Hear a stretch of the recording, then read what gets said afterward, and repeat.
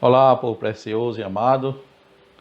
Mais uma vez, está aqui o seu amigo Gilvan Salles para lhe apresentar algo sobre o reino de Deus na terra. Que esse é o título do nosso canal no YouTube. E hoje eu quero lhe apresentar alguém que em uma de suas pregações ele citou que o reino de Deus é chegado, que o reino de Deus está entre nós. Isso quer dizer que o reino de Deus está entre nós, porque Deus já reina através dos membros do corpo de Cristo, os filhos de Deus, aqueles que Jesus resgatou para o seu reino, já estão reinando hoje com Cristo. Estou falando do falecido, renomado Dr. Russell Shedd, muito conhecido por ter comentado uma Bíblia, ter feito seu próprio comentário bíblico e demonstrou um vasto conhecimento sobre a Bíblia. Quero mostrar para vocês que eu não sou a única pessoa que diz que o reino de Deus está no nosso meio, que o reino de Deus é chegado, não com aparência exterior, não é um reinado pomposo, porque é o reino espiritual que se apresenta no mundo físico, através dos filhos de Deus. Com vocês, vamos ouvir o que diz o professor Dr. Russell Shedd. A palavra basileia em grego, de fato, não significa reino no sentido de Reino Unido. É uma palavra que significa reinado, ou domínio de um rei. E, portanto, o reino de Deus tem a ver com seu domínio. Só que, diferentemente do sentido em que Deus é rei de toda a criação, a ideia do reino de Deus é o reino sobre pessoas que aceitam a sua orientação na vida e, de modo bem intensivo, querem fazer o que esse rei quer que eles façam. Em outras palavras, são pessoas totalmente felizes com o seu líder rei, que é o Senhor Jesus. O reino de Deus, reino dos céus, que significa a mesma coisa, são paralelos, e referem naturalmente ao reino deste Deus, nosso Criador. Aparece pela primeira vez aqui em Mateus capítulo 3. Arrependem-se, versículo 2, disse João Batista, pois o reino dos céus está próximo. Lembre-se que em Mateus os céus referem a Deus, porque os judeus tinham muito medo de blasfemar. Isso é usar o nome de Deus em vão. Seria motivo para ser morto. Aliás, Jesus foi acusado de ter blasfemado e, portanto, deveria ser crucificado. A palavra de João Batista, arrependa-se, pois o reino dos céus está próximo. E logo tem uma discussão sobre essa palavra próximo, porque em grego pode significar já chegou, ou pode significar que está para chegar. E a escolha desta maneira de entender foi feita pelos tradutores de NVI, e quase todas as versões seguem essa ideia. E é justamente isso que é estranho na maneira que se fala do reino. O reino tem chegado, vamos ver textos em que o reino já está aqui, E vamos encontrar outros textos onde o reino ainda não veio. O mais famoso está no Pai Nosso, venha o teu reino, porque não veio ainda. Portanto, vamos dar alguma olhada para esses textos.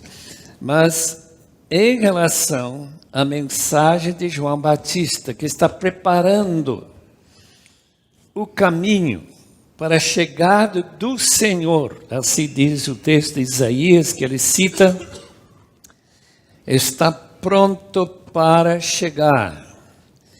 E para ele chegar, ele precisa ser bem recebido.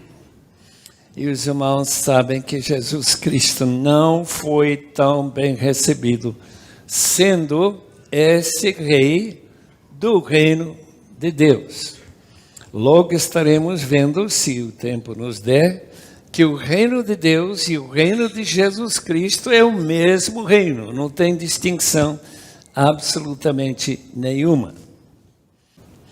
O reino de Deus, portanto, é um reino que convida perdidos ou pessoas que nem sabem que existe um rei se prepararem para a sua vinda. E quando todos os povos e línguas e etnias que foram pagos na cruz estão prontos para recebê-lo, segundo Mateus 24:14, ele voltará para reinar sobre a terra, naquele reino milenar, durante 1000 anos, segundo Apocalipse capítulo 20. Portanto, fundamental, tanto na mensagem de João Batista, como a mensagem de Jesus Cristo. O reino está próximo. Aliás, já está aqui na pessoa do Messias, o rei está aqui. Ele está demonstrando na sua maneira de buscar pessoas prontas para receber essa mensagem, que ele seja o rei e que se submetem para ele e se tornam súditos desse rei. Sua Bíblia, todo mundo trouxe Bíblia, capítulo 5 de Mateus. Quando eu estive lendo esse texto, e já li pelo menos 100 vezes, ou talvez 200 ou 500, bem-aventurados os pobres em espírito, pois dele é o reino dos céus, já é deles. Em outras palavras, eles são pessoas que já estão arrebanhados, diferentes dos súditos do imperador Satanás, e têm tido uma mudança de espírito, de riqueza de espírito, para pobreza de espírito, e deles já é o reino. Em outras maneiras de dizer a mesma coisa, eles, por terem recebido a mensagem do Evangelho, das boas novas que Jesus é o Rei, eles têm se tornado pobres em espírito. É algo que muita gente nem nota. Que o crente é diferente do não cristão, neste ponto-chave. Como súdito do reino, ele é pobre em espírito. Pobreza em espírito simplesmente quer dizer que ele entregou todos os seus direitos a esse rei. Ele não tem direito nenhum a dizer, eu quero viver em vinhedo, ou talvez, se melhor, em Valinhos, eu vou para lá. Mas também não sabia Porque criança não tem experiência do mundo. Mas Deus me impressionou que não precisa viver num lugar mais confortável para ficar feliz. Tem que viver em comunhão com esse rei e aprender, no meu caso, 4 anos, que ele está pronto para aceitar uma criança e dar-lhe esse espírito de pobreza em espírito. Como é bom saber que a grande maioria dos meus ouvintes esta noite são pobres em espírito, porque deles é o reino. Eles já são cidadãos do céu, porque aceitaram o convite do rei. Sejam meus súditos. E por ser impressionantemente necessário se oferecer como Jesus para morrer na cruz, para se humilhar e se tornar um escravo.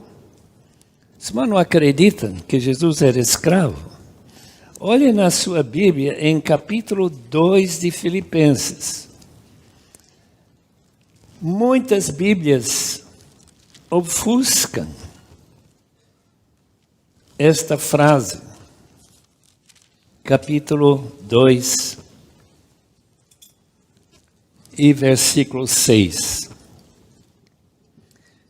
Paulo está discursando sobre a mente de Cristo, que embora sendo Deus, não considerou que o ser igual a Deus era algo a que devia apegar-se. Completamente contrastante com Adão, que estava insatisfeito com a palavra de Deus para não comer dessa fruta. Desobedeceu, mostrando o que a Bíblia chamaria de riqueza de espírito. Que eu tenho direitos e que eu não vou me submeter a essa ordem de Deus. Ele não considerou que ser igual a Deus era algo que devia pegar-se, mas esvaziou-se a si mesmo, vindo a ser escravo, tornando-se semelhante aos homens, e sendo encontrado em forma humana, humilhou-se a si mesmo e foi obediente até a morte. Morte vergonhosa no extremo de uma cruz. Para quê? Para mostrar-nos e para salvar-nos, para tomar sobre si nossa injustiça e trocar com sua justiça. De maneira que eu não tenho direito absolutamente nenhum de entrar no céu, aquele santo lugar, a não ser por uma justiça que não seja minha. A justiça do meu rei. Se por acaso o arcanjo Pedro, e não sei quem vai encontrar você quando chegar na porta do céu, e você tocar a campainha, e a porta abrir, e ele perguntar que direito você tem de entrar nesse santo lugar, para que pecado nenhum entra. E você diz, bem, eu sou pessoa boa. Eu nunca matei ninguém. Eu nunca traí minha esposa ou meu marido. E vai listando os pecados que você não cometeu. E esquece de falar daqueles que você cometeu. Diz então, seu lugar infelizmente não é aqui. Porque aqui só vem pecadores.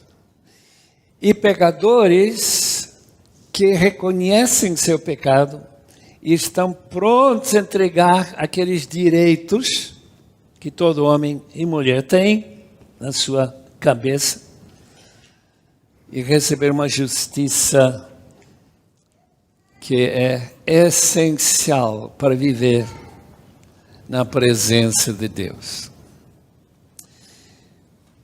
Queridos irmãos, como é fácil esquecer que os pobres de espírito deles é o reino. E aqueles que são ricos de espírito não têm chance. Não tem chance, não. E esse orgulho de ser pessoa boa, pessoa que não precisa se arrepender, que não fez nenhum erro grave. O problema é que Deus não aceita erro nenhum, seja grave ou menos grave. Não importa. A proclamação do Evangelho de Cristo garante que o reino pertenceria àqueles que, como criança, não têm nenhuma justiça própria. Mas Jesus diz, se você não entra no reino como pecador e reconhece que não tem nenhum direito, e que essa mãe que cuida dessa criança, que tem uma paciência interminável, está simplesmente refletindo algo sobre a natureza de nosso Rei, o Senhor Jesus Cristo. Versículo 12 de capítulo 5 diz a mesma coisa, que aqueles que são perseguidos por causa do Evangelho, por terem reconhecido Jesus como o único meio de salvação em Cristo, deles é o reino. Deixe-me ler esse texto para quem não lembra. Bem-aventurados os perseguidos por causa da justiça, pois deles é o reino dos céus. A Bíblia ensina que tem dois reinos. O reino de Jesus, reino de Deus, e o reino do diabo. Ou se quiser, na sua versão, talvez encontre essa palavra império das trevas. Colossenses capítulo 1 e versículo 13. Nós damos graças a Deus que nos transportou do império das trevas para o reino do seu Filho amado.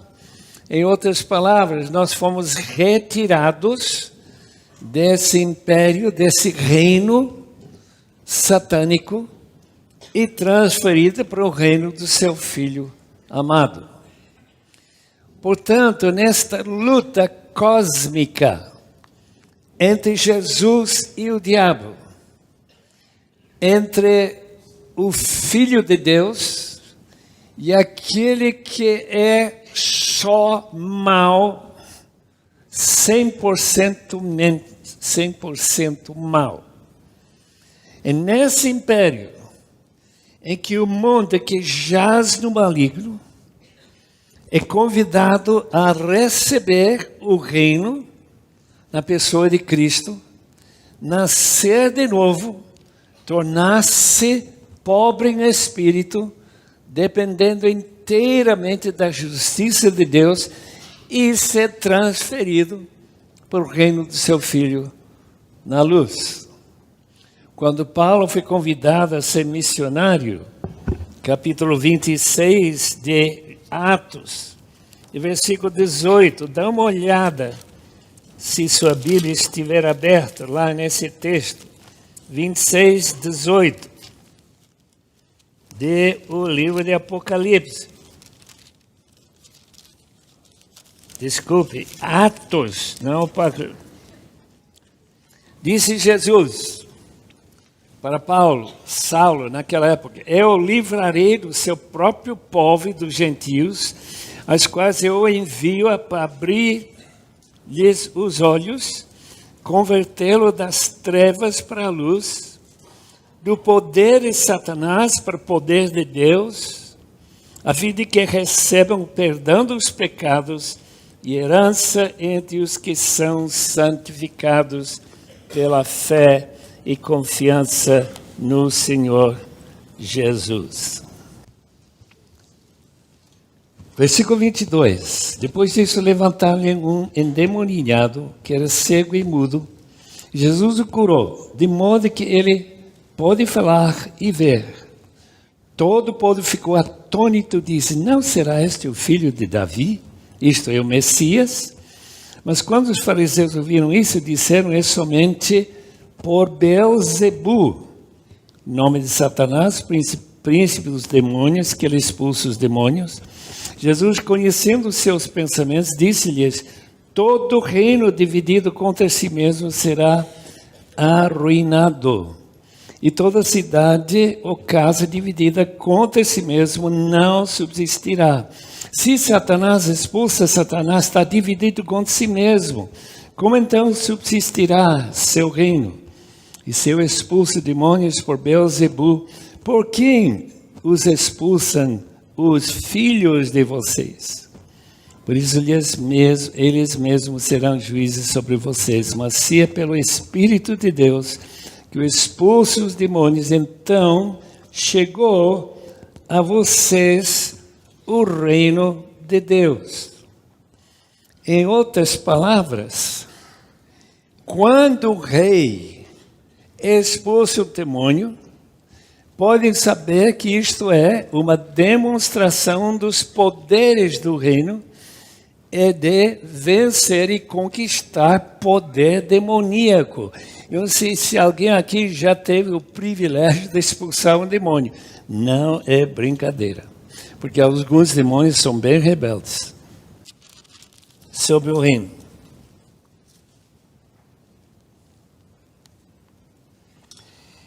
Certa vez, tendo sido interrogado pelos fariseus, 17:20, quando viria o reino de Deus? Jesus respondeu: o reino de Deus não vem de modo visível, nem se dirá aqui está ele, ou lá está ele. Porque o reino de Deus está no meio de vocês, está entre vocês.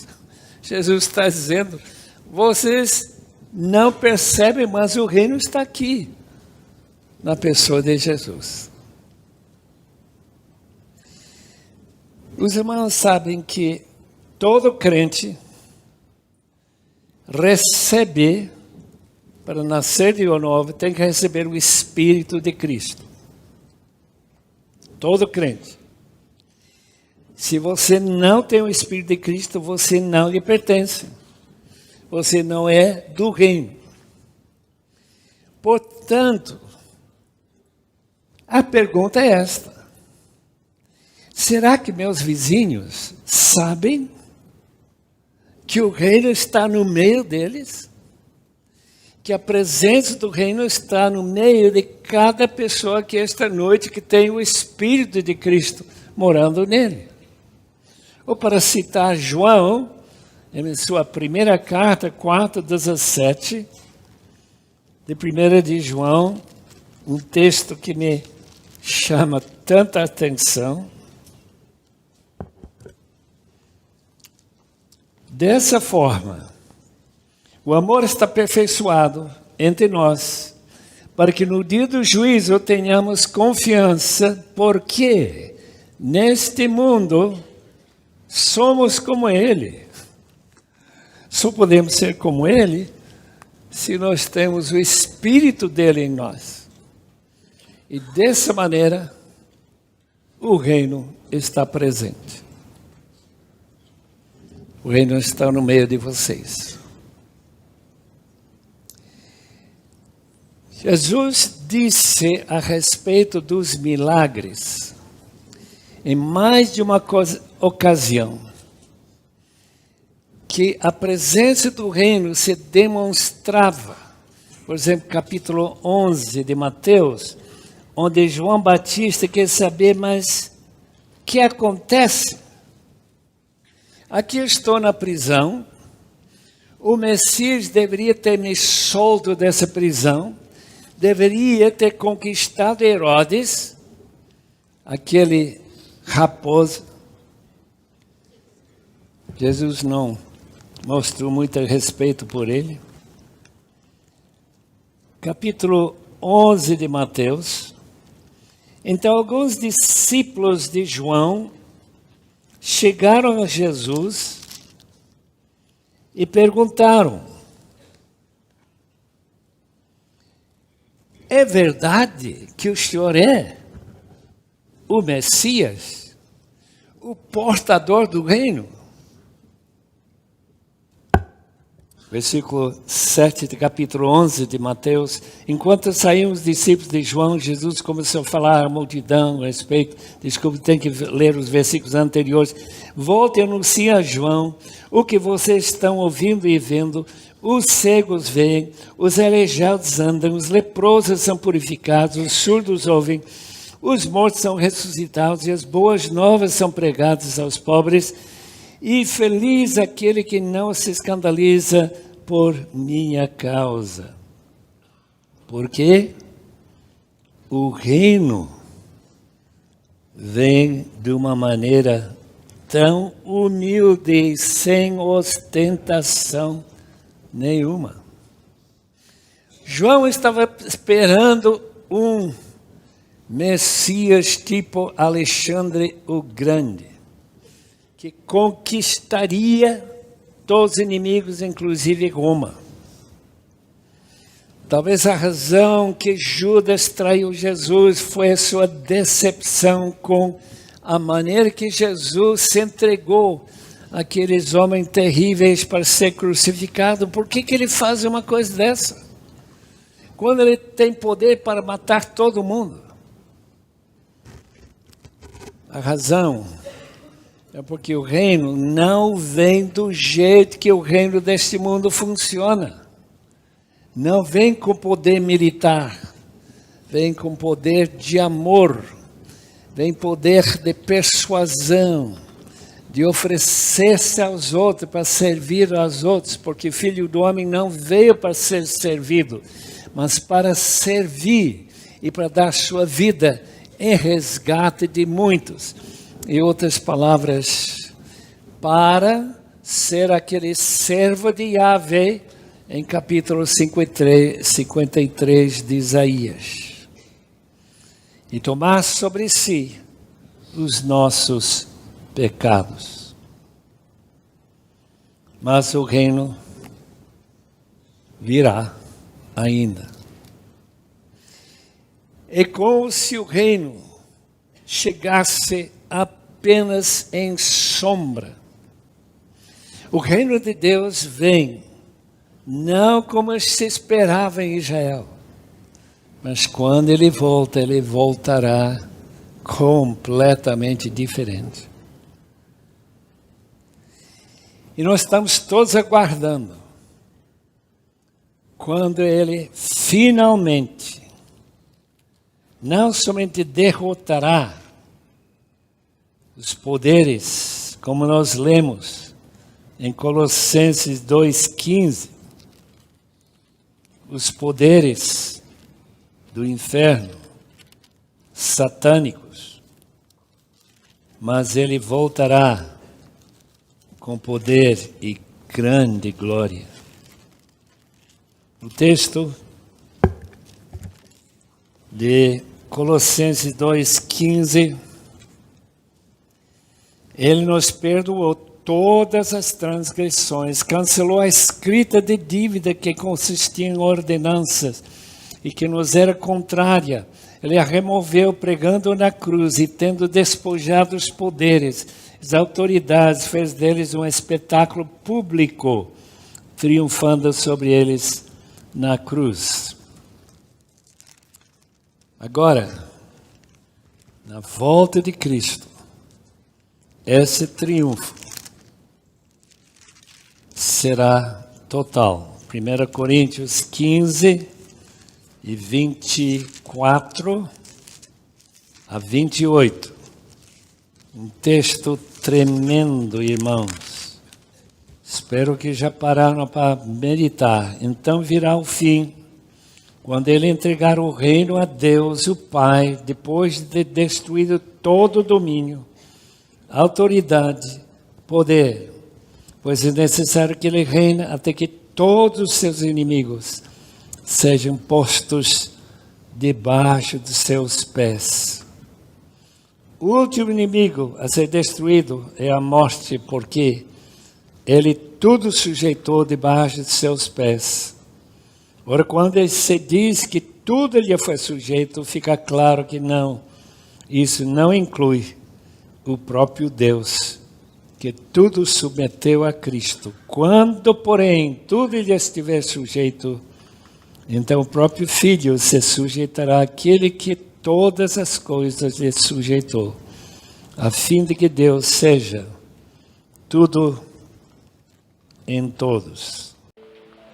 Amigos amados, eu, o seu amigo, Gilvan Salles, estou lhe pedindo, se você gostou desse vídeo, dê o seu joinha, se inscreva no nosso canal e vai ajudar outras pessoas que precisam de orientações sobre o reino de Deus na terra. Então, meu amigo, compartilhe, informe sobre esse canal, o reino de Deus na terra, que o Pai te abençoe, em nome de Jesus. Amém.